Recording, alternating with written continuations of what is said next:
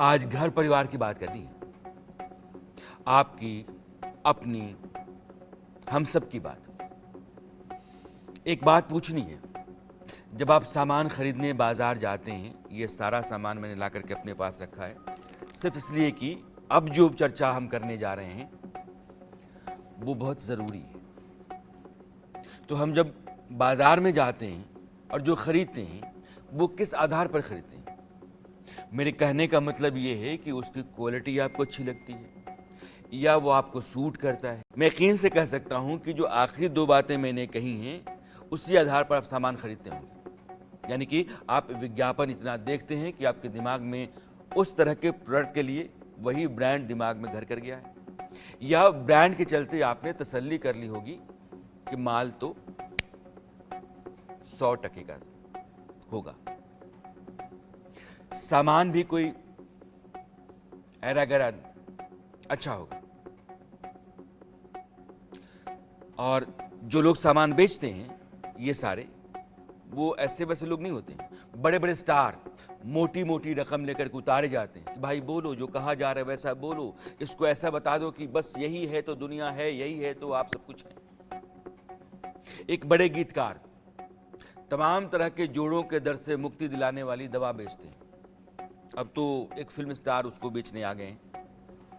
तीन बड़े सुपरस्टार गुटखे के दाने को दाने दाने में केसर भर के बेचते हैं। एक साहब सोडा की आड़ में विज्ञापन करने वाला धकाधक पैसे छाप रहा है, दुकानदार मुनाफा काट रहा है। लेकिन जो खरीद रहा है, मैं और आप, उसको पता ही नहीं है कि जो समझकर वो ले रहा है दरअसल वो प्रोडक्ट वैसा है भी या नहीं। आपने यह कहावत तो सुनी होगी कि नाम बड़े और दर्शन छोटे। ये खेल वैसा ही है।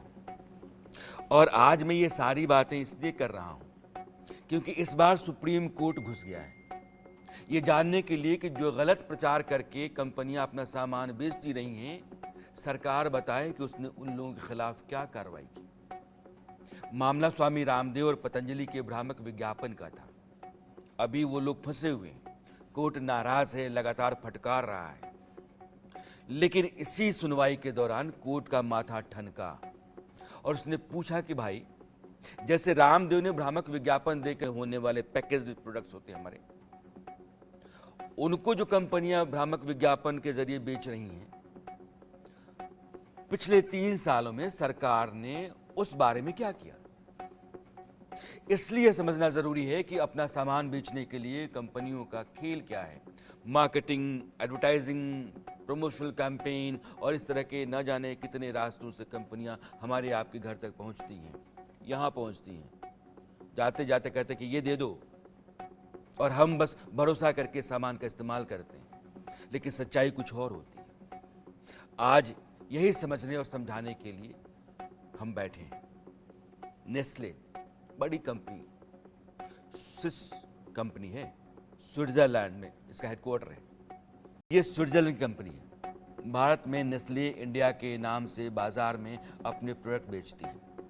नेस्ले के बेबी फूड्स को लेकर जो खुलासे हुए हैं, नेस्ले इंडिया पर जो आरोप लग रहे हैं, उससे हर माँ बाप सकते में होगा। अपने बच्चे को हेल्दी और फिट बनाने के लिए जिस बेबी मिल्क को आप खरीद करके लाते हैं, सेरेलैक खरीद करके लाते हैं, बच्चे को पिलाते हैं कि मेरा बच्चा तंदुरुस्त होगा, ज्यादा ताकत इसको आएगी, पता है आपको उसमें मिलावट है और भयानक। नेस्ले इंडिया भारत में जो बेबी प्रोडक्ट बेच रही है उसमें चीनी है। लेकिन नेस्ले इंडिया पर यह आरोप है कि वो चीनी डाल करके भारत में, एशियाई देशों में, अफ्रीकी देशों में, लैटिन अमेरिकी देशों में बच्चों का बेबी फूड बेच रही है। पब्लिक आई नाम की एक संस्था है। इस संस्था ने स्विट्जरलैंड की एक इन्वेस्टिगेटिव ऑर्गेनाइजेशन है, भारत में बिकने वाले नेस्ले इंडिया के 15 सेलेक्ट प्रोडक्ट की जांच की। जानते हैं क्या मिला? हर एक चम्मच में औसतन 3 ग्राम चीनी मिली।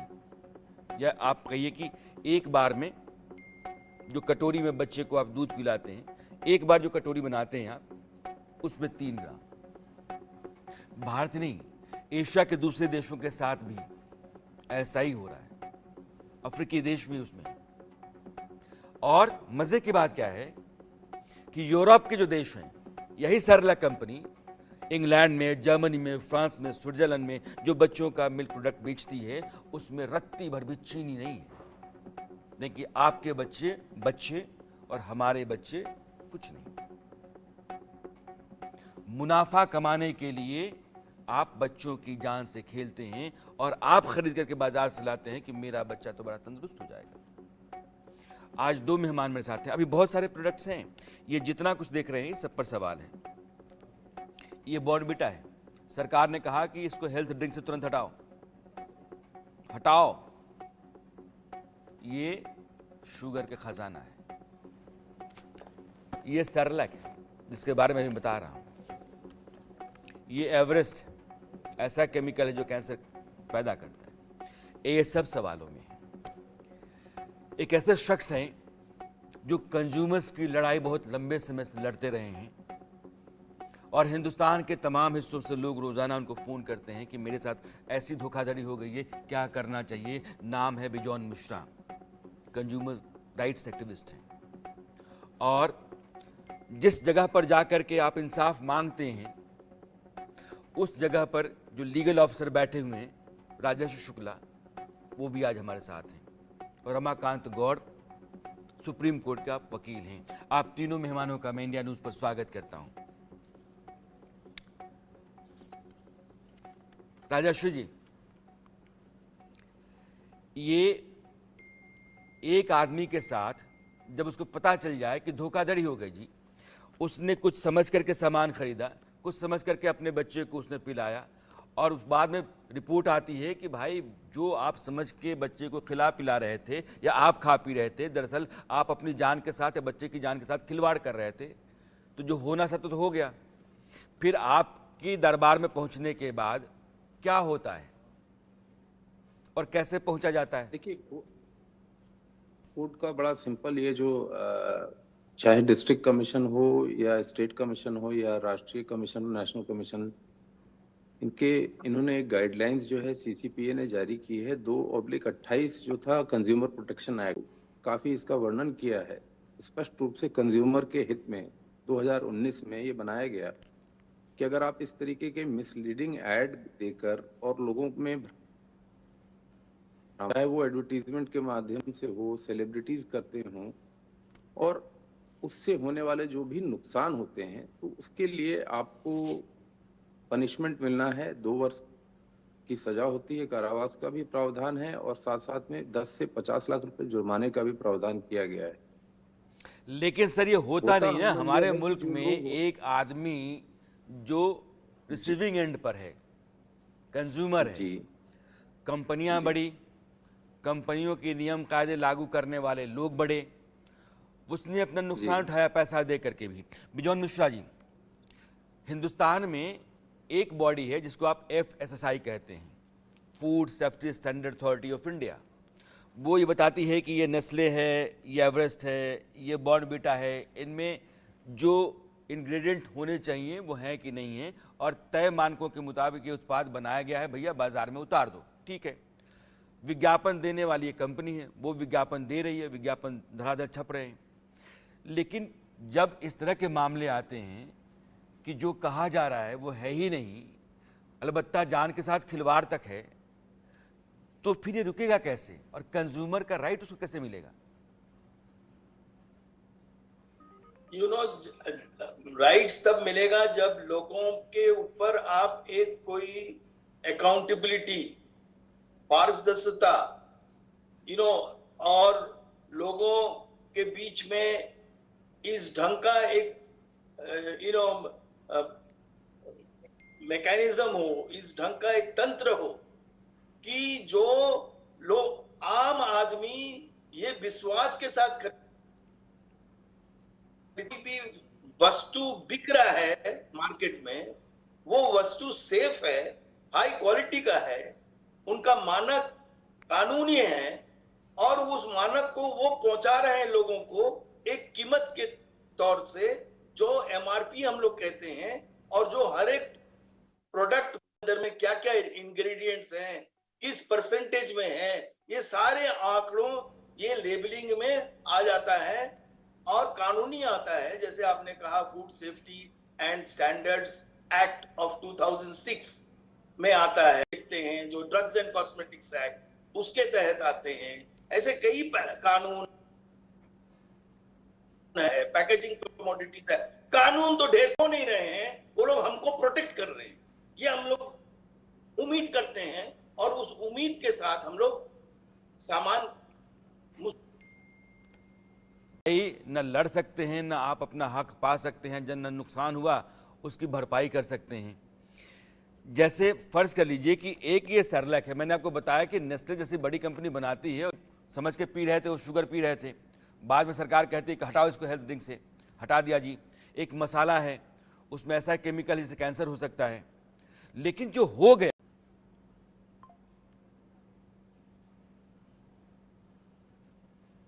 कानूनी रास्ते तो बहुत है किताबों में, मंशा उन बहुत पीछे है।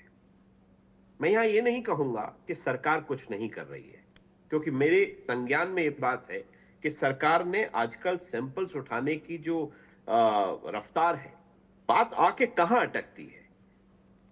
गोस्वामी तुलसीदास ने भी कहा कि समर्थ को नहीं दोष गुसाई।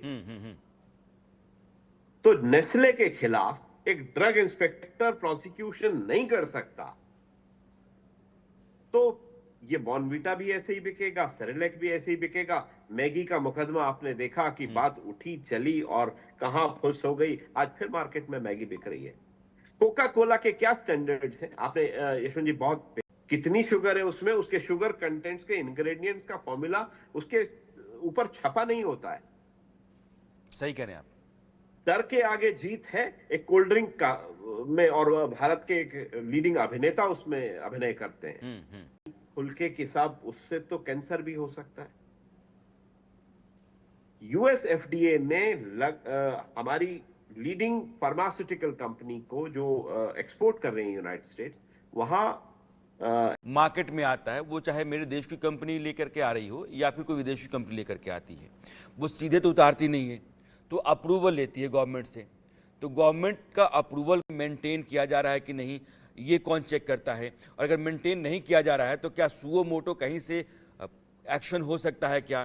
तो ये चार चीजें हैं, बारी बारी से आपको अप्रूवल लेना पड़ता है फ्रॉम द रेगुलेटर, जिसके अंडर में सारे जितने प्रोडक्ट्स मार्केट में आते हैं एक स्टैंडर्ड अप्रूव्ड होता है। हम लोग BIS ठीक है, आपकी बात में मान गया कि एक अथॉरिटी सरकार ने बना रखी है, वो अथॉरिटी बाजार में जब प्रोडक्ट उतर गया तो बाजार में उसकी चेकिंग कैसे होती है कि ये ठीक सैंपल्स कलेक्ट करते हैं।